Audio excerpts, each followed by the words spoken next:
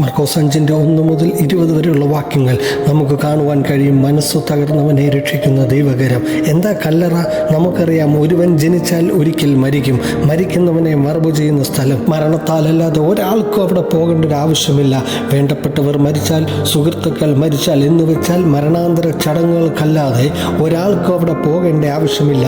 എന്നാൽ നാം അവിടെ വായിക്കുന്നത്, യേശു ഗദരദേശത്തെത്തി. പടകിൽ നിന്നിറങ്ങിയ ഉടനെ അശുദ്ധാത്മാവുള്ളൊരു മനുഷ്യൻ കല്ലറയിൽ നിന്ന് വന്ന് അവനെ എതിരേറ്റു.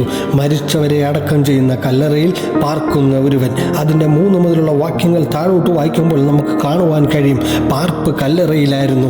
ആർക്കും അവനെ അടക്കാൻ കഴിയാത്ത വിധം പിശാചിനാൽ ബന്ധിക്കപ്പെട്ടവൻ. ചങ്ങല കൊണ്ടും വിലങ്ങുകൊണ്ടും ബന്ധിച്ചിട്ടും അത് പൊട്ടിച്ചും ഉരച്ചും ഉടച്ചു കളയും. അത്രമാത്രം ശക്തിയേറിയ ഒരു ഭൂതഗ്രസ്തൻ, അത്രമാത്രം അശുദ്ധാത്മാവുള്ളവൻ, അങ്ങനെ ജീവിതം മുൻപോട്ട് പോയവൻ. അതിൻ്റെ 5-ാം വാക്യം മുതൽ നമുക്ക് കാണുവാൻ കഴിയും, രാത്രിയും പകലും കല്ലറയിലും ആ മലമുകളിൽ അവൻ ഇടവിടാതെ നിലവിളിക്കും. ആരും കേൾക്കില്ല എന്ന് തോന്നുന്ന ആ നിലവിളിയിൽ അവൻ താൻ കല്ലുകൊണ്ട് തൻ്റെ ശരീരം ചതയ്ക്കും. ഇന്ന് പകൽ ഞാനൊരു കാര്യം പറയാം. ആരും കാണാതെ നീ കരയുന്നതും, ആരും കേൾക്കാതെ നിന്റെ മനസ്സിൻ്റെ ഉള്ളിൽ നിന്ന് നിലവിളിക്കുന്നതും, മറ്റാർക്കും സഹായിക്കാൻ കഴിയാത്ത കാര്യങ്ങളിൽ നീ അകപ്പെട്ടാലും നിനക്ക് വേണ്ടി ഇറങ്ങുന്ന നിന്റെ നിലവിളിക്ക് മറുപടി നൽകാൻ, നീ കരയുന്നത് കേൾക്കാൻ കാതുള്ള ഒരുവൻ. ഹല്ലേലൂയ.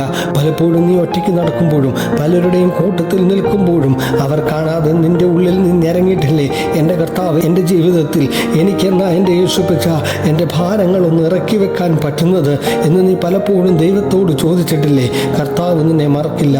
നിന്റെ നിലവിളിക്കുള്ള മറുപടി നിന്റെ കരത്തിൽ നീ സേവിക്കുന്ന നിന്റെ ദൈവം നൽകും. 6 മുതലുള്ള വാക്യം, അവൻ ഉറക്കെ നിലവിളിച്ചു. മുൻപത്തെ പോലെയല്ല, ഉറക്കെ, യേശുവേ മഹോന്നതനായ ദൈവത്തിൻ്റെ പുത്ര. ഒറ്റ വാക്ക് തമ്പുരാൻ പറഞ്ഞു, അശുദ്ധാത്മാവേ ഈ മനുഷ്യനെ വിട്ടുപോക. ഇന്ന് പകൽ നിലവിളിക്കുന്ന ദൈവവൈതലേ, നാളുകളായിട്ട് എൻ്റെ നിലവിളിക്ക് വിടുതലില്ലല്ലോ എന്ന് നീ ഭാരപ്പെടേണ്ട. നീ നനയ്ക്കാത്ത നേരത്ത്, നീ ചിന്തിക്കാത്ത നിലയിൽ ദൈവം നിന്നെ മാനിക്കും. നിന്റെ മുമ്പിൽ തടസ്സങ്ങൾ ഉണ്ടാകാം, എന്നാൽ ചെങ്കടലിലും വഴി തുറക്കാൻ കഴിവുള്ളവൻ. തുടർന്നുള്ള വാക്യം നമുക്ക് കാണുവാൻ കഴിയും, ആ അശുദ്ധാത്മാക്കളെല്ലാം അവിടെ മേഞ്ഞിരുന്ന പന്നികളിൽ കയറി അതെല്ലാം കടലിൽ ഇറങ്ങി ചത്തു. എല്ലാം തീർന്നു എന്ന് തോന്നിയെടുത്ത് ഇറങ്ങി വന്ന ദൈവകരം. ഇനി എൻ്റെ ജീവിതത്തിൽ ഒരു വിടുതൽ നടക്കുമോ എന്നല്ലേ? ഉണ്ടാകും. നീ ഇനിയും ജീവിക്കും. സംഭവിച്ചത് എന്തെന്നറിയാൻ ഭൂതഗ്രസ്തൻ്റെ അടുത്ത ആളുകൾ വന്നതുപോലെ ഇതെങ്ങനെയെന്നറിയാൻ പലരും നിന്റെ അടുക്കൽ വരും തക്ക വിധത്തിൽ നിനക്കൊരു മറുപടി. അതിൻ്റെ 18 മുതലുള്ള വാക്യം, അവൻ പടകിൽ കയറുമ്പോൾ ഞാനും കൂടെ പോരട്ടെ എന്ന് അവൻ ചോദിച്ചതിന് നീ നിന്റെ വീട്ടിൽ ചെന്ന് കർത്താവ് നിനക്ക് ചെയ്തതും നിന്നോട് കരുണ കാണിച്ചതും പ്രസ്താവിക്ക. മനസ്സു തകർന്നവനെ രക്ഷിക്കുന്ന ദൈവം, നീ നിന്ദിക്കപ്പെടുന്നിടത്ത് നിന്നെ മാനിച്ചു നിർത്തുന്ന ദൈവം.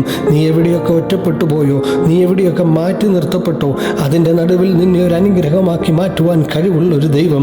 നിന്റെ ദേശത്തിന്, നിന്റെ കുടുംബത്തിന് നീ അനുഗ്രഹമാക്കി മാറ്റുവാൻ കഴിവുള്ള അവൻ്റെ നിലവിളി അവനെ തെക്കേപ്പുലിയുടെ സുശേഷകനാക്കി മാറ്റിയെങ്കിൽ ദൈവസന്നിധിയിൽ നിന്റെ നിലവിളിക്കും, ദൈവസന്നിധിയിലുള്ള നിന്റെ കണ്ണുനീരിനും നിന്നെ ഒരു അനുഗ്രഹിക്കപ്പെട്ട സാക്ഷിയാക്കി മാറ്റുവാൻ ദൈവത്തിന് കഴിയും. കർത്താവിൻ്റെ പരസ്യ ശുശ്രൂഷയിൽ കർത്താവ് ഇന്ന് വരെ തെക്കേപ്പുലിയിൽ പോയിട്ടില്ല. എന്നാൽ ആ ദേശത്തിൻ്റെ വിടുതലിന് കല്ലറയിൽ കിടന്നൊരു ഭൂതഗ്രസ്തനായെങ്കിൽ നീ ചിന്തിക്കാത്ത നിലയിൽ, നീ ചിന്തിക്കാത്ത സമയത്ത് നിന്നെ ഉയർത്തുവാൻ, നിന്നെ ഒരു അനുഗ്രഹമാക്കി മാറ്റുവാൻ എൻ്റെ ദൈവത്തിന് കഴിയും.